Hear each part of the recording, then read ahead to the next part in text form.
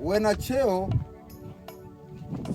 uwe na nafasi yoyote katika dunia hii, lakini katika yote unayoyafanya, mwisho wako wa maisha unaoishi utapotelea kaburini.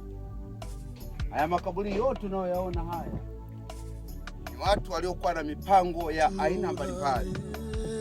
Wenda walipanga kwamba ikifika wakati fulani tuje tuwe na maisha fulani, lakini Mungu aliyowaleta duniani ndiye aliyefanya hivi mpaka tukakuta mwisho wa siku wanapotelea kwenye udongo. Mimi nachokusii mtu yoyote duniani, mapenzi yako, kwa kuwa hata hivyo ulijikuta tu umezaliwa duniani, haukujiumba wewe.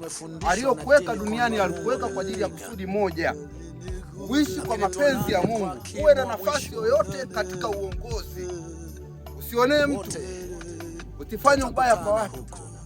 Ishi maisha yatakao kufanya hata utakapokufa, utakapozikwa, kama huyu bwana ambaye amekufa na zikwa, basi uje uwe kielelezo unakokwenda.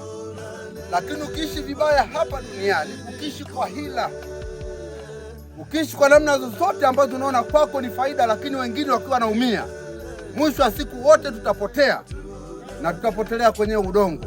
Kwa Mungu, mimi naamini hata huyu utakayemzika kwenye kaburi hili, naye alikuwa na mipango mikubwa sana, huenda hata kuliko ya kwako, lakini kapotea, hatuko naye tena duniani. Mimi nakusii, ishi maisha ya kuwatendea watu wema. Uwe rais, uwe kiongozi yoyote mkubwa katika hii dunia au katika Tanzania, ishi kwa kusudi la kutendea watu wema. Wema utadumu katika maisha yako yote, lakini ubaya nao utadumu, na pia Mungu mlipa mtu sawa sana na maisha aliyoishi duniani. Mimi kwa kifupi niishi hapo kwamba ishi maisha mema, utapata kibali mbele za watu, na ukiishi maisha mabaya hautapata kibali kwa watu.